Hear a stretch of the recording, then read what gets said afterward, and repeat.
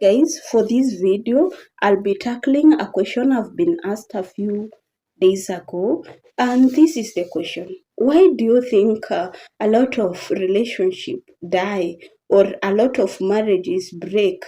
The number one reason is poor communication.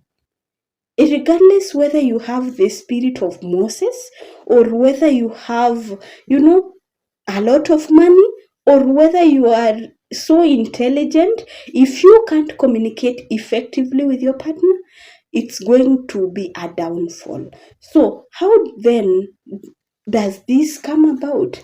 You find communication is a two-way street, and in most relationship it turns to be a one-way street. This is how you find there's a giver here and there's a taker. A giver is someone who just finds joy in doing things for the other person, the partner, for example, and the taker is someone who finds joy receiving. Rarely do takers do anything, but the givers will always do everything. So you've found two people, but does this taker really mean they don't want to be given? No, that's just how they are wired, but it doesn't mean I should not be given love or attention or anything. Even if they don't talk about it, it doesn't mean they don't deserve it. But now, with most takers, their only focus is what do I get from the other person rather than what do I give to the other person. So you find these two people, someone has come and has just raised a concern. I feel like we don't spend enough time anymore.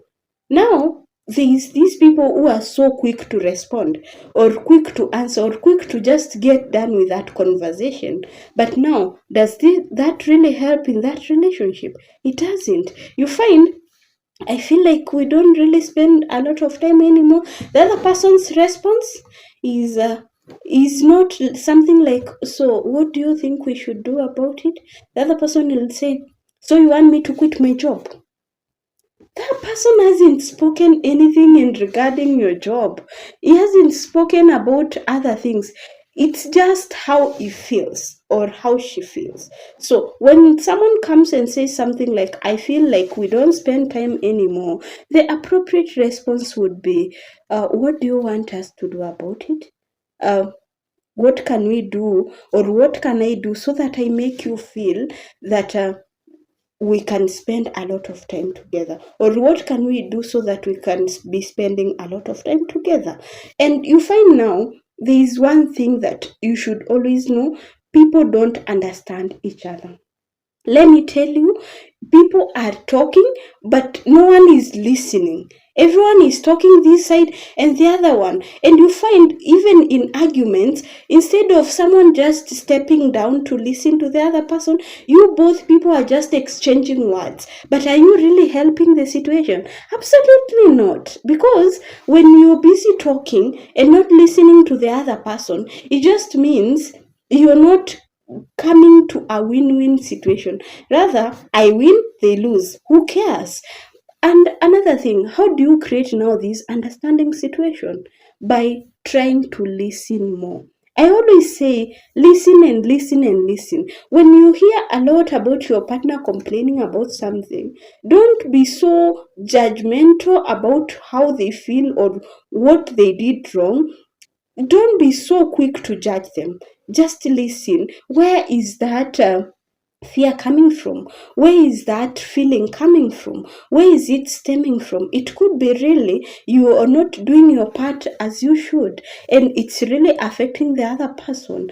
And when someone really chooses and comes and tells you in a very constructive, lovingly way, I feel like we are not doing 1, 2, 3 well, and you just turns to be defensive, you are killing that relationship. You see, if the love tank was 100, it's 40 right now.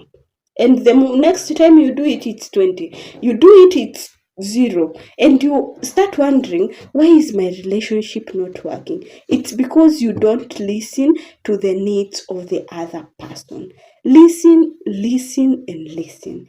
Most of the times people do a lot of talking, Now, the number two reason why I said communication is a big problem, communication sometimes is more of equal to love when it comes to women.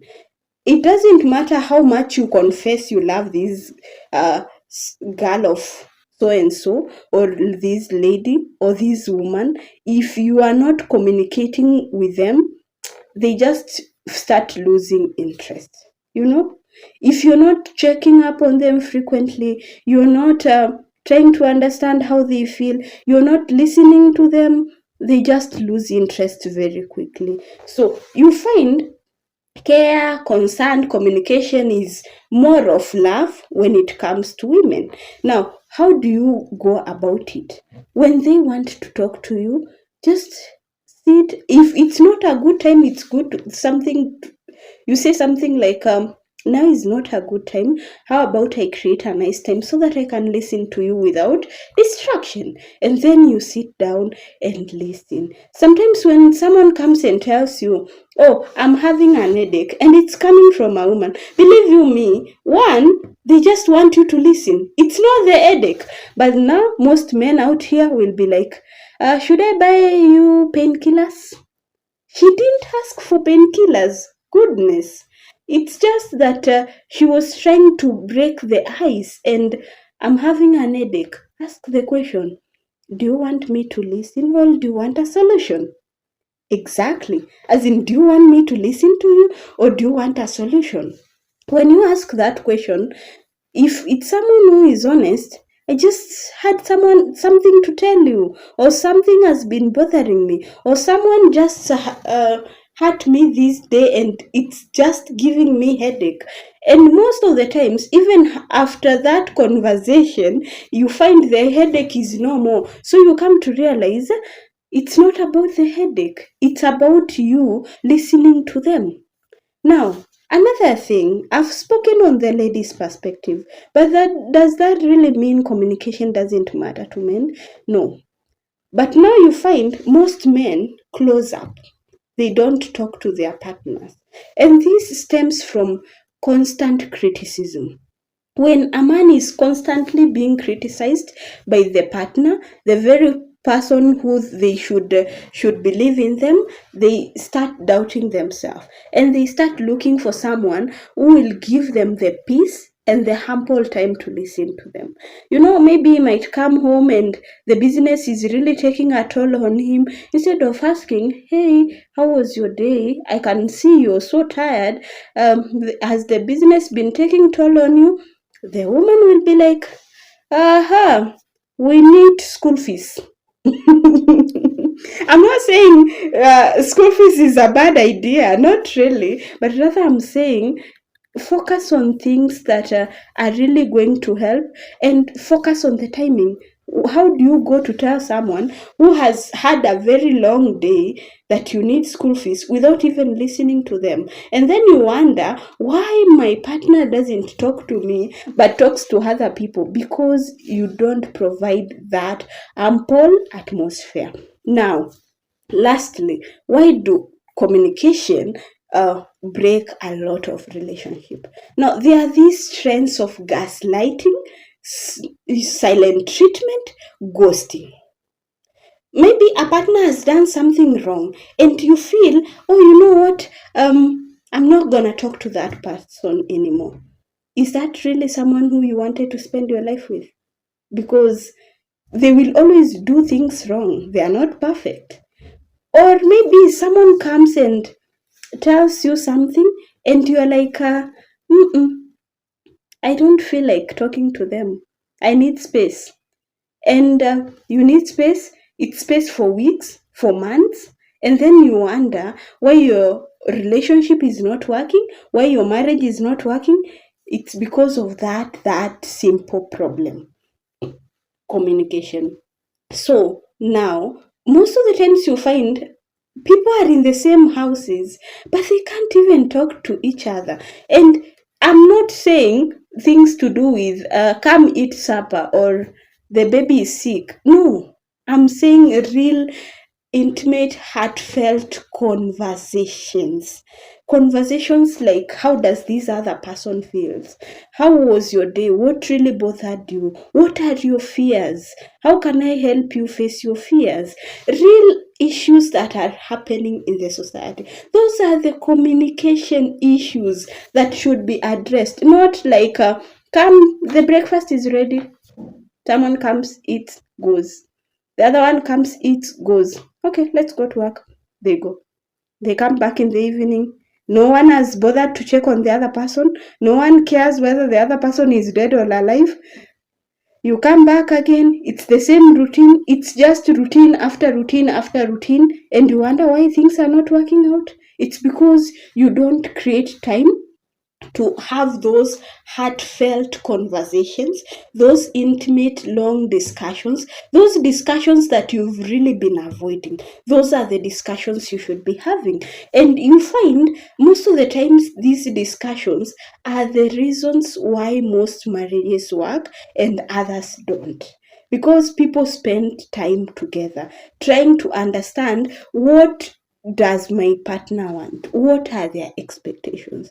And these other people, you're just like casual roommates in the name of marriage or in the name of a relationship. So I'm not saying people won't do wrong. They would do wrong. Some will say, maybe I need some space to maybe go cool off and come back. But do you really need a whole day to cool off? Or do you really need a whole week? Or a whole month, if that's not being problematic?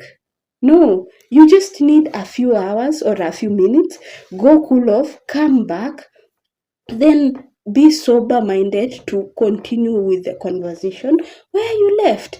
But also you find there are people who just say, oh, you know what, I just need a few days to just sort myself out.